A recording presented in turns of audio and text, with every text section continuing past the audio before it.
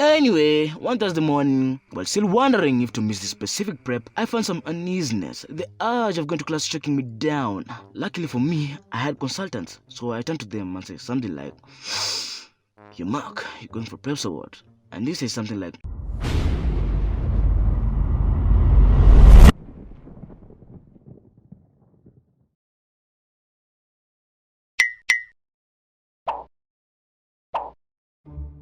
"Growing up, I'm pretty sure y'all have found yourselves in situations that you wish you'll do anything to never get caught up in them once again. Maybe it's when you got caught cheating in the exams that one time, or when your girl got you cheating on her. Something. You get the idea. Well, for me, I have had pretty many instances throughout my life, but this one really has a special place in my heart. Let's talk about it. So this story takes place way back in 2015 in my first high school, a boarding school. The boys' high school. Ah yes, as the name suggests, it was purely boys' school. Then I was in my third year. Life was kinda good, you know, just pushing time through this makeshift of a prison until when graduation arrived the following year. Since the start of my second year at the school, I found myself in some company of friends. It was like a gang of some sort, you know. Mark and Cliff, not the real names, and I. We met during freshman year and had been friends since then. We were classmates as well as dorm mates, shared the same dorm since day one of high school, and later on, we shared cubicle from the start of sophomore year. Having a lot in common, we came to realize that we had one interest. And no, it wasn't about hubs and shit if you catch my drift. This was about preps, and specifically nursing preps. For those who have no idea what a prep is, well, most high schools in Kenya, if not all, mine included, had this specific time every day that we will be required to get up and go for compulsory morning studies, and later in the evening after supper do the same for about 3 hours into the night. So the preps, we wanted to miss them, but you know, not all of them. We had no problem with the night preps. It was fun, to be honest. Like, you know, you could read some novels, play some games, or even generally study during this time. The morning preps, however, here was the problem was, this bothered me like a bitch. Like, can you imagine being woken up from Monday to Saturday at 4:30 a.m. every day to attend some compulsory BS for self-studying? The thought of leaving your warm blanket and head out for the cold classrooms, bruh. It wasn't going to happen all the time. Something had to be done. Some preps had to be missed, one way or the other. Now, to start missing these preps, you couldn't just start missing, you know, like, you had to prepare yourself adequately. This was like a mission of landing astronauts on the surface of the moon because the risks outweighed the benefits. And by risks, I mean being caught by a teacher on duty and given some school community work, or even worse, getting suspended. Like for us, we had multiple factors that played to our advantage. Factor number one, select the most appropriate day. See, the preps were long.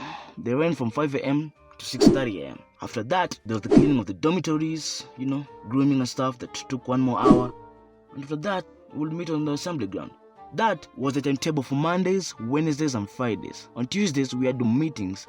And on Thursdays, the timetable was way different from the rest of the days. This is what made it the most targeted day of the week. My school was Catholic based, and we were required to attend this specific mass on Thursdays at school on a nearby community church. The mass started at around 6:45 a.m. from what I can recall. That meant that the morning preps that day could not be the usual 1.5 hours. It started at 5 and ended at 6, leaving us about 45 minutes to prepare for the mass. Now, this 1 hour, for some reason, we saw it as a waste of time in terms of preps attendance. To add on that, most teachers wouldn't get up from their beds to wake up some 200 or so reluctant students located in 15 dormitories for a prep that will take a lesser time for the hard effort. I mean, yeah, they came sometimes, but really did. It seemed that by the time they'd make sure everyone is in their classes, time would have elapsed and students would just go back to the dorm and prepare for the mass. Also, it took time to search these dorms because, bro, can you imagine searching bed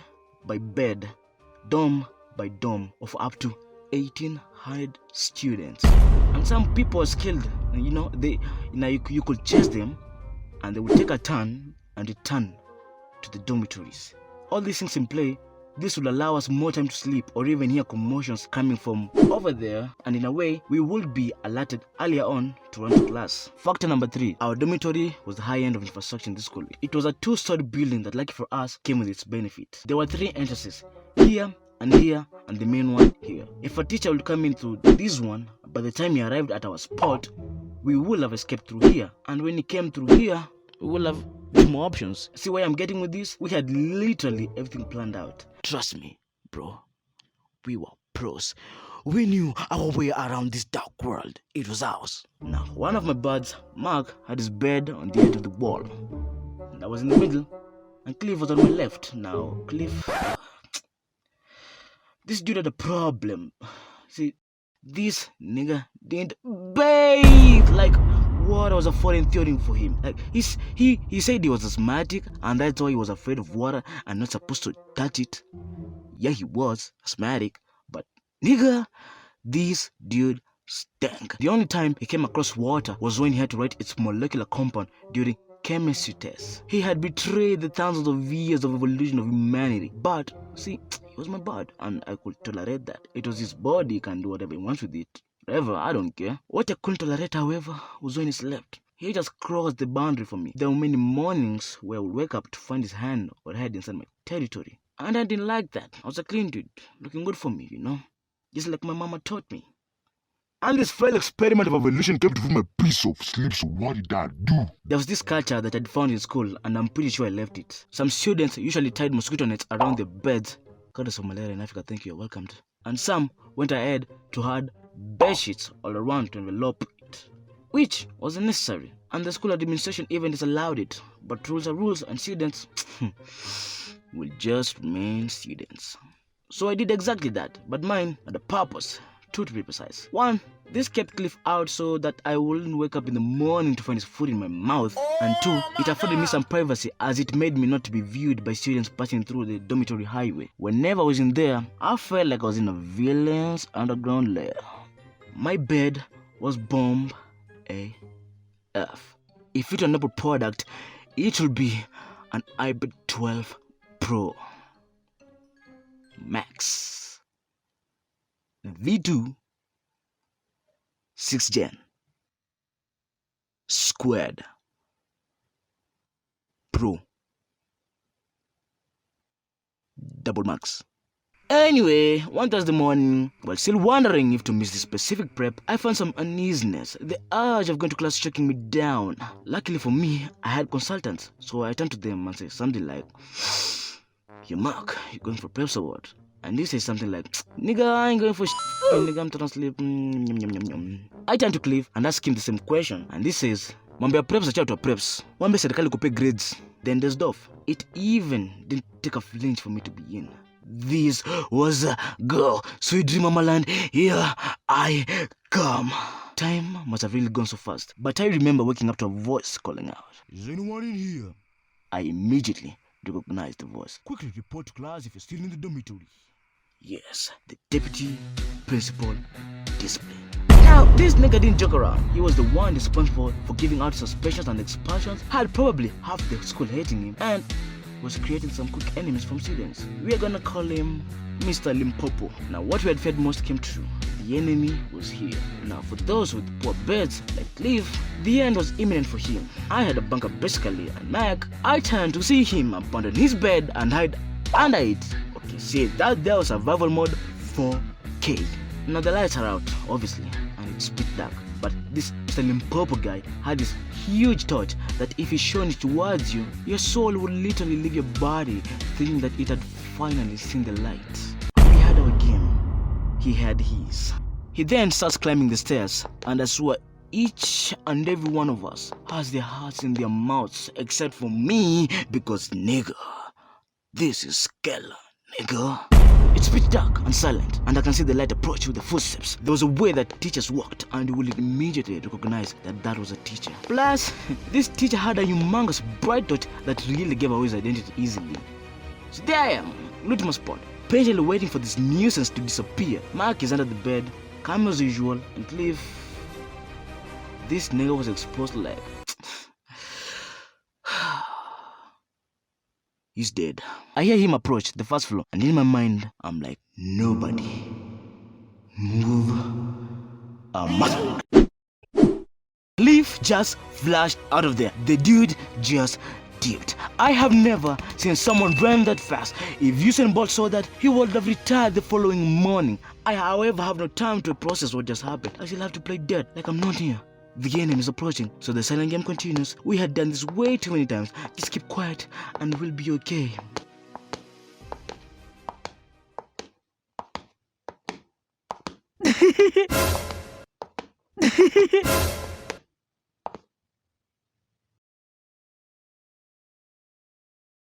I kid you not. Mark just chuckled like, "Nigga, what the?" The teacher stopped working immediately and turned for our cubicle. I then knew that this was the end. I tried to lie as low and flat as possible in an attempt to hide from him because that touch pierced through my defense systems like bruh. It wasn't even trying. He walked in between the two beds, swiveled Mark's bedsheet aside, looked inside, and saw nothing. Of course he didn't see a thing because the dude was below the bed. Mark was basically playing John Cena on him. I knew then what bed was going to look at next. My time had come. I know some of you are wondering, "Yo, Kayla, why can't you just run away like you're bad?" And let me tell you why I couldn't. In front of me was my school box, which if I tried to make an escape attempt, it would clatter and make noise that would obviously rat me out. And all around me were the bedsheets that had been tightly tied to the bed's frame.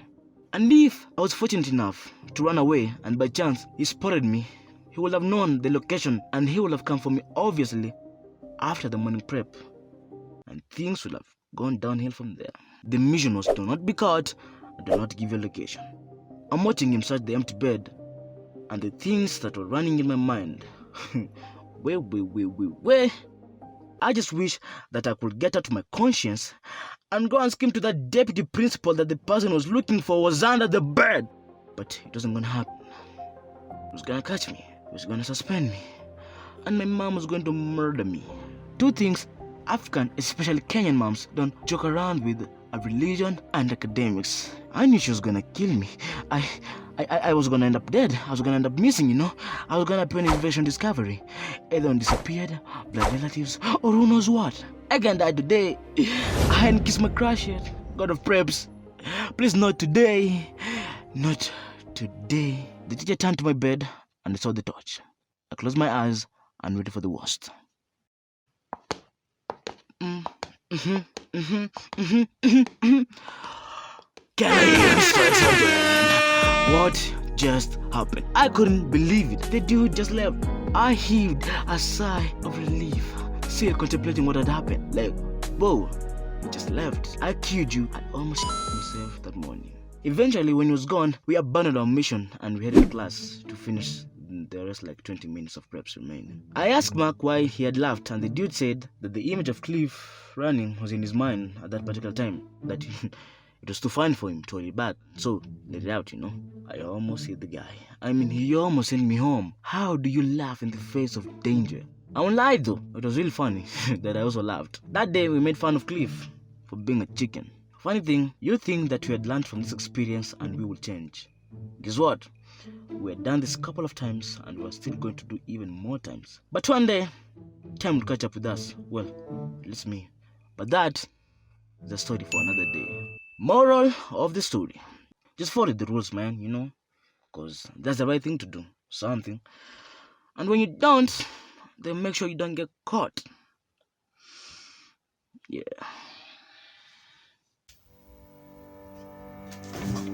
Hey, welcome to the end of the video. I'm really glad that you made it here.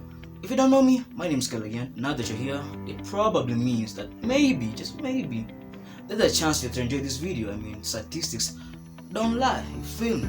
If you enjoy the video, you know, a little pat on the back doesn't hurt a nigga. I mean, it goes a long way to saying thank you. You know, so you can do that by, you know, liking, commenting, sharing, subscribing, or, you know, maybe tell your mother too. Tell her you watched this video and you liked it. You never know. Hey, I'm just saying. This was my first video. I mean, this was my first animation and I made it way back in July. I mean, look at this job. This is how old this video is. Anyway, I still enjoyed it. Hope you did too. More bangers coming week after week. I mean, it's hard schedule because I'm still in school right now and balancing these things are kind of hard, but I'm hoping to make the cut. Anyway, I'll do the YouTube thing that I just mentioned and I'll see you in another video. So until next time, don't forget to be somebody every day.